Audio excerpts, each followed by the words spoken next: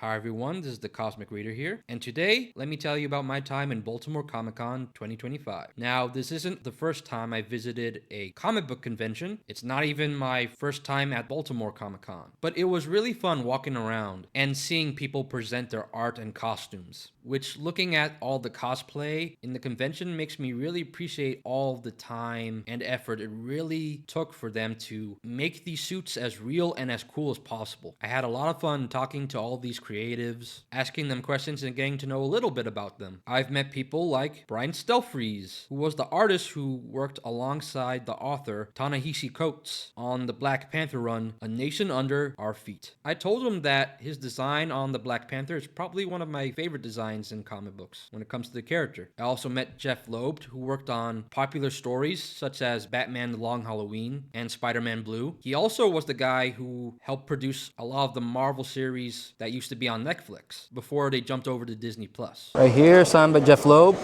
Really awesome writer. Worked on Batman: The Long Halloween, of course, like Batman and Superman. He also co-created the Red Hulk that you see in the Captain America movie.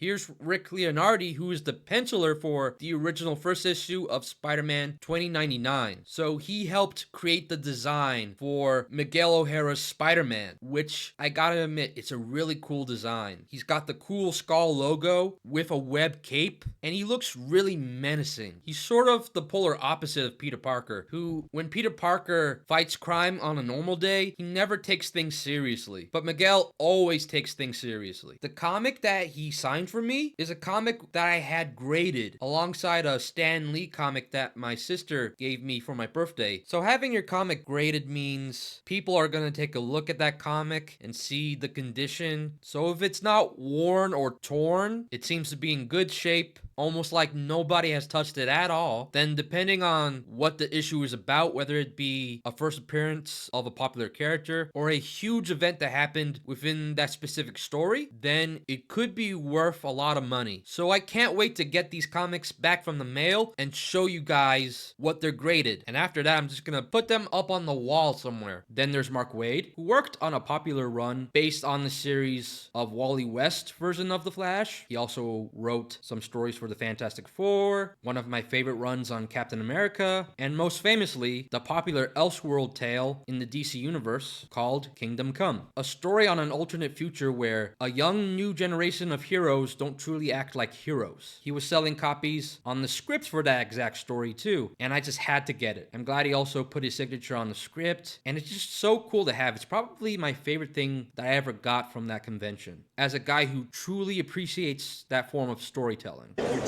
Hey, Sir, how are you? great. How about you? Good. Enjoying the show? Yeah, I am.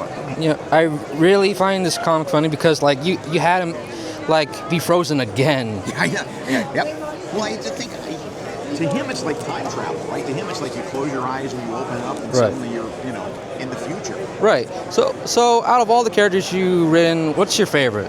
Superman, by far. I mean, Cap is pretty close up there. Right. I like your Cap. I also enjoy your Wally West Flash. Thank you. I love Wally, but this is my guy. Superman's my guy. After him, I also met Tom King, one of the current stars of the comic book industry, who wrote great stories on niche characters, such as Mr. Miracle and Strange Adventures, which that story is based on the character Adam Strange. He's also worked on a bunch of great stories for popular characters, such as his run on Vision, Superman Up in the Sky, and Supergirl, Woman of Tomorrow. But there was one project in particular which I had to ask him a question about, because he helped write the script for this new up-and-coming DC show called Lanterns, based on the Green Lantern mythos. I know, you're Luigi. Luigi, yes. Nice to see you, Luigi. Nice to see you too. I love this series. Oh, thank you so much. One of my favorite panels is like when Darkseid was offered carrots, and then he just enjoys them. It's like, these are good. And he double dips like an asshole. That's how you can tell he's truly evil. Yeah. Now, if you don't mind, I have one question. Love questions. This is about like the Lantern show. Nothing spoilery. Oh shit. Okay, I'm ready. But I heard James Gunn described it as like a gritty show. Now, I'm excited for that take, but like I know when like gritty works with Batman, and I know when something is described as gritty for like fantastical characters. Like, for example, like 2015's Fantastic Four. People didn't like that because it kind of like changed some things to fit that tone. So I was just wondering, for us Green Lantern fans, like, are we gonna recognize it as like the Green Lanterns that we truly know and love from the books? I think that question is completely valid and very interesting. There's very little I can say without spoiling things. I'm tied up with NDAs and all that stuff. But I was the nerd in the room, and I was fighting for. I love Hal Jordan. He's maybe my favorite character to write in all comics, and so I have every intention to honor sort of his awesome legacy and what he means as a Green Lantern. And same with John Stewart. John Stewart's one of the keys to all the DC universe, and so that's a dedication show. I mean, I can't give specifics, but we put our heart and soul into it, and I hope you love it. All right, I'm sure I will. Yeah. Yeah, I love all your work, man. Thanks, man. I appreciate you. Yeah, take care. Thanks.